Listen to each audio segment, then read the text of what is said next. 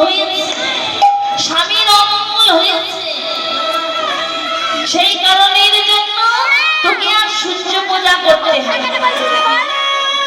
কোনো বউ যদি বলে তার শাশুড়ির কাছে গিয়ে, মা তোমার ছেলের মঙ্গলের জন্য আমি পুজো দিতে যাব, তাহলে কোনো মা কি আর বাধা দেবে না? বলছে শোন রাধে, তুই ছলনা করে বলবি যে তুই আজ নিশিতে একটা অমঙ্গলের স্বপ্ন দেখেছিস। যেই এই কথা বলেছি রাধারানী বলছে সখী, তাহলে এক কাজ করবো, আগে আমি শাশুড়ির অনুমতিটা চেয়ে নিয়ে আসি, যদি অনুমতি পাই তাহলে সূর্য পূজা করতে যাব। তাই রাধারানী করলেন কি না, বড় করে ঘোমটা নিয়ে, জটিলা ছিল রন্ধনশালায় গিয়ে শাশুড়ির পেছনে বসেছে, আর পেছনে গিয়ে রাধারানী ছলনা করছে, কাঁদতে শুরু করেছে। ও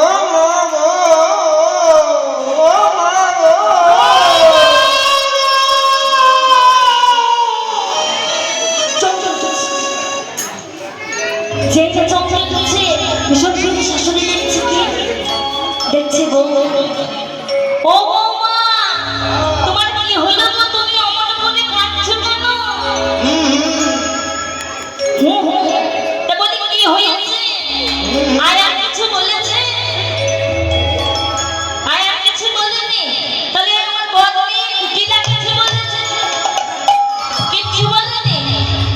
তাহলে পিতৃলয় থেকে কোনো দুঃসংবাদ এসেছে? আসেনি? তাহলে আমার বলে কাঁদছো কেন?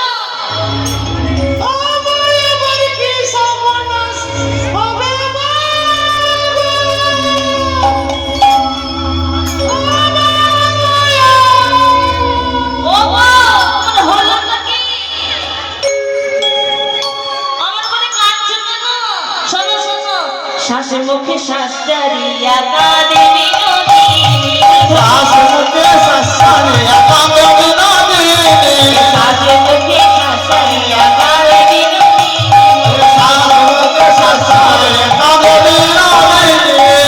বলে কইরে তুমি কেন কাঁদো তুমি?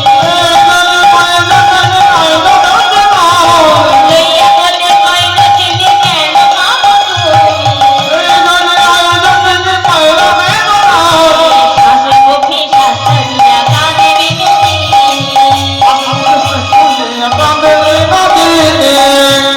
আবার কাঁদতে শুরু করেছে। ও গো, তোমার হলো না? শান্ত হও, শান্ত হও, কি হলো বলো বলো। এবার বলছে কি হয়েছে জানো মা? পতিত পতিত পতিত পতিত কালক বলে পতিত, কালভাবে পতিত কালক বলে পতিত, কালভাবে পতিত কালক বলে পতিত, কালভাবে পতিত পতিত পতি কালক বলে পতিত, পতি কালক বলে পতিত।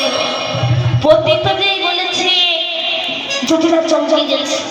পতিত রাধারানী পতিকে আয়া তার ছেলে, যেই না শুনেছে তার আয়ারের কোনো বিপদ, বলছে ও মাম্মা তুমি কি এমন স্বপ্ন দেখলে যে এমন করে কাঁদছো? বলছে জানো মা, আমি রাতের বেলায় না খুব স্বপ্ন দেখেছি, তাও আবার ভোরবেলায় দেখেছি। সবাই বলে না যে ভোরের স্বপ্ন নাকি সত্যি হয়? জানো মা, ভোরবেলায় আমি স্বপ্ন দেখেছি কাল কমলে পতিত, যদি আমি সূর্যদেবের পূজা না করি তাহলে আমার পতিতাকে মারা যাবে। মারা যাবে বলেছি ও মা, যদি বলে সন্তান মারা যাবে সেই মায়ের কি শুনতে ভালো লাগবে কথাটা? বলছে ও মা, তুমি কি বলছো, তুমি কি স্বপ্ন দেখেছো গো? শোনো মা, এর একটা বিধান আছে। আমাকে স্বপ্নতে বলেছে যদি আমি আজ গিয়ে সূর্যদেবের পূজা করে আসি তাহলে আমার পতির প্রাণ বেঁচে গেলেও বেঁচে যেতে পারে। জানো মা, সূর্যদেবের করলে পূজা সকল বিপদে যাবে। সূর্যদেবের করলে পূজা সকল বিপদে সূর্যদেবের করলে পূজা সকল বিপদে যাবে। আরে সূর্য পূজা করলে পূজা সকল বিপদে যাবে। আবার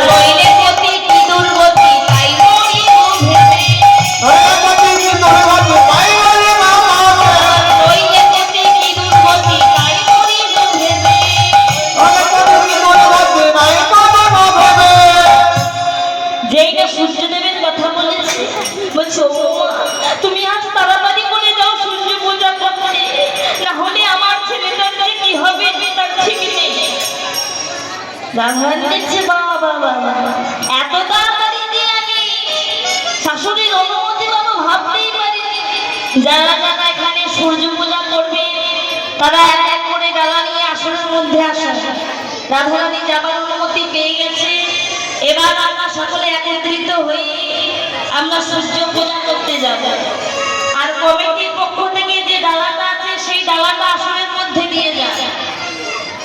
এবার জটিলা কি বলেছে, সঙ্গে সঙ্গে অষ্টসখীদের ডাকতে শুরু করেছে।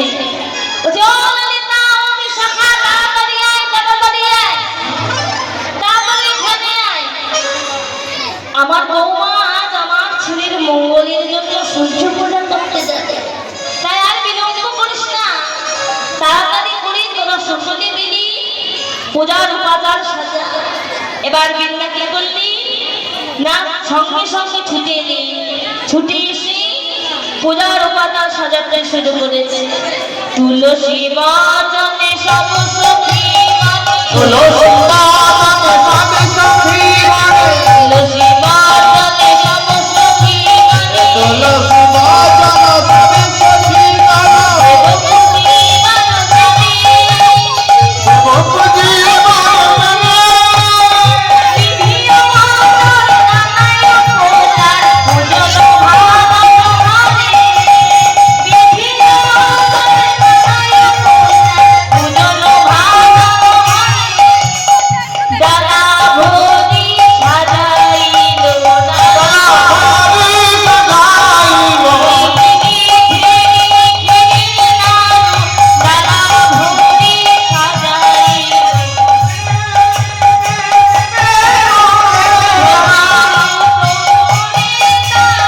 ভক্তি যোদনে তারা চিনি ফেরি কিনা। তারা তারা ভরে সাজাইলো। কেমন ভাবে ডালা সাজাচ্ছি, চিনি ফেনি কলা মাখনো রসনা। ফেনি শব্দের অর্থ হলো বাতাসা। চিনি ফেনি কলা মন্ডা মিঠাই পেড়া সর ভাজা যাবতীয় যা উপাদান আছে সূর্য দেবী পূজা সকল একে একে সাজিয়েছি। আর কি সাজিয়েছি না, বেদ বিধির অগত ধূপ দীপ নৈবেদ্য ফুল আতপ চাল জবা ফুল বেদ বিধির উগোচর সাজিয়েছি। এবার সকল কিছু ভালোভাবে সাজিয়ে রাধারানী কি বলছে, রাধারানী ডালা ভর্তি করে তো সাজিয়েছি, তারা চৈত্রে চলেছিস গোবিন্দের কাছে, দেখ কাজ কর একটা তুলসী পত্র নিবেদন করে দে। রাধারানী বলছে সখী, আমি তো এমনি তুলসী দিতে পারবো না, আমি আমার মৌন তুলসীটা নিবেদন করে দিলাম। তাই সেই ডালার মধ্যে সকল পূজার উপকরণের মধ্যে মন তুলসী নিবেদন করে দিল। যেই না মন তুলসী নিবেদন হয়ে গেল, এবার সখীরা বলল কি না, যাবার জন্য প্রস্তুত হতে লাগল। সকলেই সেজে কোজে মাথার মধ্যে দাঁড়িয়ে যেই না বেরোতে যাবে, কোথা ছিল কটিনা ছুটে এসেছে, বলছে ও তুমি চললে কোথায়? বলছে আমি যাবো ওই ভানু পূজা করতে। ভানু পূজা? বৌদি তুমি ভানু পূজা করতে যাচ্ছ না কানু পূজা করতে যাচ্ছ? যেই নেই কথা বলেছে জটিলা বলছে ও কটিনা চুপ কর, সব কি হয়েছে? তোর দাদা আয়ানের জন্য পুজো দিতে চলেছে তোর বৌদি, রাতের বেলায় কুস্বপ্ন দেখেছে, তোর দাদার মঙ্গলের জন্য চলেছে সূর্য দেবের পূজা করতে। কটিলা বলছে ও মা, তুমি বউয়ের ঘর থেকে ভুলে দিও না, ওই বউ কালা জাদু জানে, ওই কালা জাদু দিয়ে তোমাকে বশ করেছে। কুটিলা যেই না বলেছে তখন বলছে না রে, তো দাদা মঙ্গলের জন্য চললো ওই ভানু পূজা করতে। কুটিলা বলছে ভানু পূজা না কানু পূজা, ভানু পূজা না কানু পূজা, ভানু পূজা না কানু পূজা, ভানু পূজা না কানু পূজা, দেখবো বউ সূর্য পূজা ভানু পূজা না কানু পূজা, সূর্য পূজা ভানু পূজা না কানু পূজা, দেখবো আমি কেমন পূজা ভানু পূজা না কানু পূজা। কেমন কেমন পূজা ভানু পূজা না কানু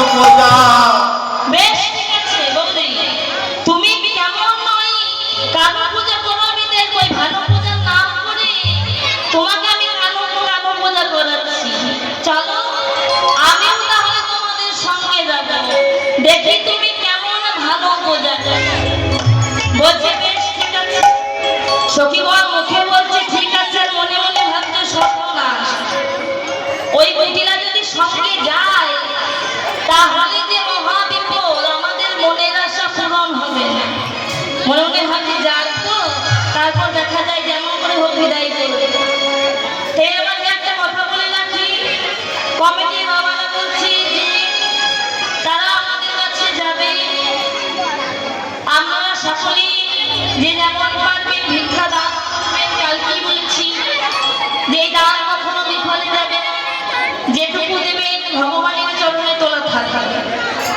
তাই কমিটির বাবারা চললো ভিক্ষার ঝুলি নিয়ে, যে যেমন পারবেন সে তেমন দেবেন, তবে খালি হাতে কেউ ফেরাবেন না। নিতাই গৌর হরি বল।